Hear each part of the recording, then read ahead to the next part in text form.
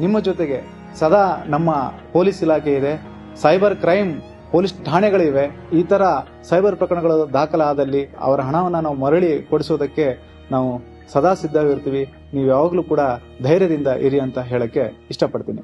ಮೊನ್ನೆ SP ಸಾಹೇಬರದ್ದು ಒಂದು ಏನಪ್ಪಾ ಅಂತಂದ್ರೆ, ಈ ಜನರಿಗೆ ಏನು ಅವೇರ್ನೆಸ್ ಪ್ರೋಗ್ರಾಮ್ಗಳನ್ನು ಮಾಡಬೇಕು. ಉದಾಹರಣೆಯಾಗಿ ಹೇಳ್ಬೇಕಂದ್ರೆ ಮ್ಯಾರಥಾನ್ ಓಟ ಆಗಿರ್ಬೋದು, ಶಾಲಾ ಕಾಲೇಜು ಮಟ್ಟ ಆಗಿರ್ಬೋದು, ಒಂದ್ ಕಡೆ ಎಲ್ಲ ಸೇರಿಸ್ಬಿಟ್ಟು ಪ್ರತಿಯೊಂದು ಹಳ್ಳಿಯಲ್ಲಿ ವಾರ್ಡ್ಗಳಲ್ಲಿ ನಾವು ಸೈಬರ್ ಅಪರಾಧಗಳು ಯಾವ ರೀತಿ ಆಗ್ತಾ ಇದಾವೆ, ನಾವು ಏನು ಮುಂಜಾಗ್ರತಾ ಕ್ರಮ ಕೈಗೊಳ್ಳತಕ್ಕಂಥದ್ದು ನಮ್ಮ ಮೊನ್ನೆ SP ಸಾಹೇಬರ ಒಂದು ಪ್ರಯತ್ನದಿಂದ ನಾವು ಮಾಡಿದೀವಿ ಅನ್ನೋದಕ್ಕೆ ನನಗೆ ಬಹಳ ಒಂದು ಹೆಮ್ಮೆ ಇದೆ. ನಮ್ಮ ಒಂದು ಎಲ್ಲಾ ಡೀಟೇಲ್ಸ್ ಅವ್ರಿಗೆ ಕಳ್ಸಿಕೊಟ್ಟು ಅವ್ರಿಗೆ ಅನುಕೂಲ ಮಾಡಿಕೊಟ್ಟು ಅವ್ರು ಯಾರೇ ಅಂತ ಗೊತ್ತಾಗ್ಲಾರ್ದೇನೆ ನಾವು ಮೋಸ ಹೋಗ್ತಾ ಇದೀವಿ. ಇದೇ ಒಂದು ಕಾರಣಕ್ಕೆ ನಾವು ಯಾರು ಅಂತ ಲಿಂಕ್ ಗಳನ್ನು ಕ್ಲಿಕ್ ಮಾಡದೆ ನಮ್ಮ ಜಾಗೃತದಲ್ಲಿ ನಾವಿರಬೇಕು.